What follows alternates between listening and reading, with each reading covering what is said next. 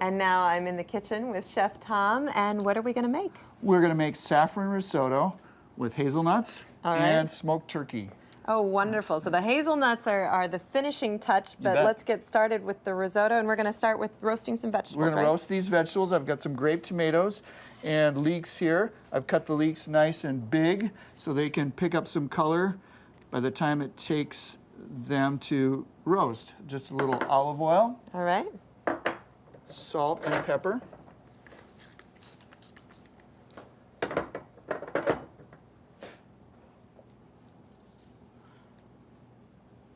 And I'll pop them in the oven over here. Wonderful.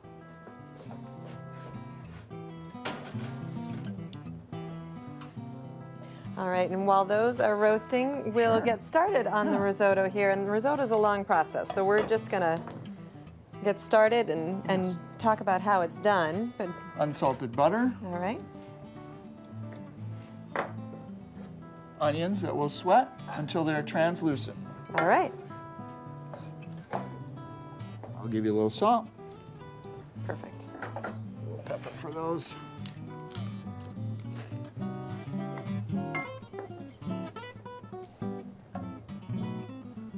Next in goes arborio rice. All right. Arborio rice is a short grain rice, which means it's going to have the starch that we want to give us a creamy risotto in the end. All right, and it's a classic risotto. You don't have to use it, but a lot of people do. Yep, right. yep, it's the preferred one. And goes in with no rinse. All right. We want all the starch that we can get here. And in with that, we have some saffron threads. Saffron is the most expensive foodstuff in the world, pound per pound. Fortunately, a little goes a long way. Right, it doesn't weigh a lot. But about $1,000 a pound if you had to. Wow. If you had to weigh it out. And already I can see that beautiful yellow saffron color starting to come out. Oh, that's lovely. Mm-hmm. And with risotto, the big thing is adding liquid very slowly, right? Bit by bit. We're going to go a ladle at a time. So I'll give you one. And it's thirsty at the beginning. And while this simmers away, let's talk about hazelnuts, because this is something you love to combine saffron with hazelnuts, right? I've used saffron in hazelnuts many different ways. You can just use simple saffron hazelnut pilaf, as delicious as a side. Great in this risotto. It's just, hazelnuts to me are the, you got your blender nuts, you've got almonds and walnuts that go just about anywhere, but hazelnuts, if you find that just perfect marriage of flavors, you really got something. All right, and we're gonna... Saffron is one. We're gonna kind of skip to the end with the risotto here, but I wanna see what you do to get the hazelnuts ready. Of course, sure. So I've got a pan of them over here, excuse me, that I toasted in a 350-degree oven for about 7 minutes. If you didn't have an oven on, a dry pan would be fine. I'm just going to put them into a colander. All right, and that's just to give them a nice crunch, right? And we, yeah. Any nut always tastes better if you toast it first. So sometimes in baking we don't, but in something like this where we're just going to top off the risotto, it really helps to pre-toast them. And toasting also lifts the peel and lets us get some of this peel off. All right, so the hazelnuts are toasted. We've got a lot of the peels off, and like I said, we're going to skip to the end here. We've already finished off a beautiful risotto. Sure. You've added in the turkey, and... Remember our roasted vegetables? Right. We've folded some of those in, a little bit of parsley. About half of the Parmesan cheese goes in, and we save another half for the top. All right, and you've chopped up hazelnuts, and those are going to be on top. Why don't we plate some up?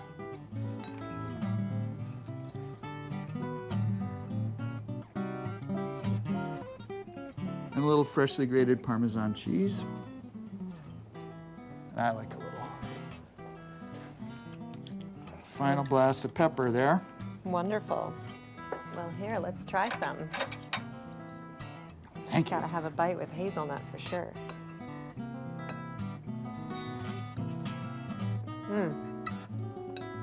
That is wonderful. Thank you so much. That's terrific.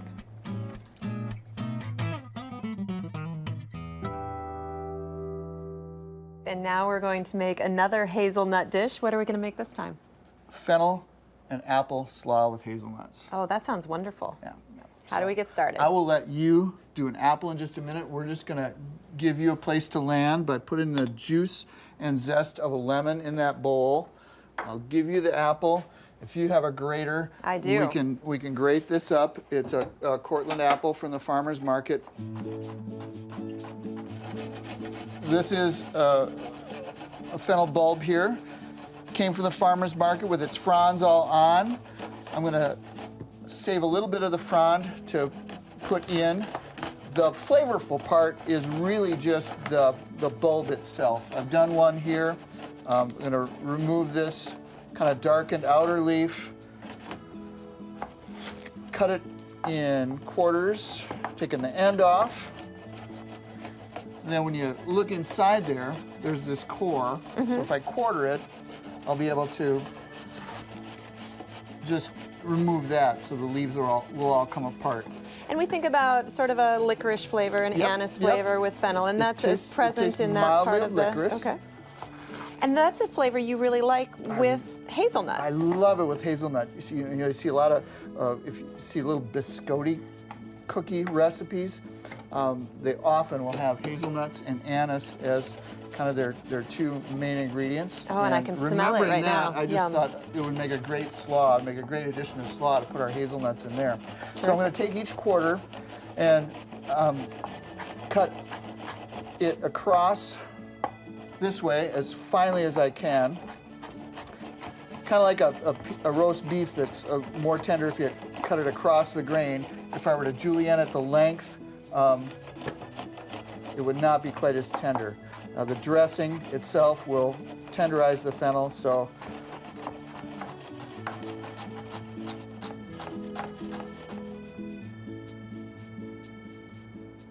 there we are.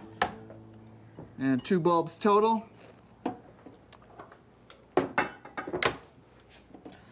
Give that a stir, and you come in with your grated apple. There we go. And I've got 1 grated carrot. Oh, beautiful color on the carrot, too. A few golden raisins. Some honey.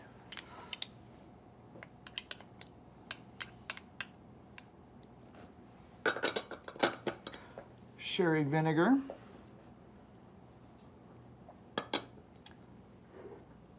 Olive oil. And just to accentuate the hazelnut flavor, I've got a little pure hazelnut oil. Oh, okay. Just a teaspoon of that. Chop some of the frond. Now the bulb has all the flavor, but the frond, It's pretty. It tastes a little bit of the fennel, of the anise flavor. And it really adds a fun texture. It is very colorful, so I'm going to add some of that too. Some of our hazelnuts, and we'll save a little bit to decorate up top. All right.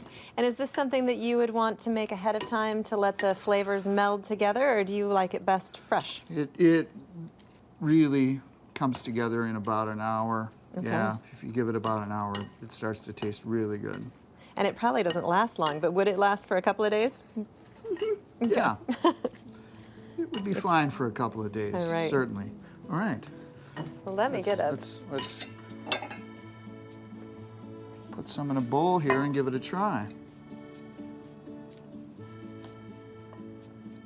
It's so pretty. A little crunch up top. We can take some of our frond.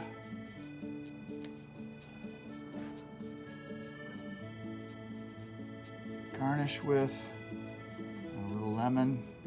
You just need to get at it. All right, that is beautiful. I can't wait to try this. Nor can I. That is delicious. And so unusual. Thank you so much, Chef Tom. Excellent. Thank you.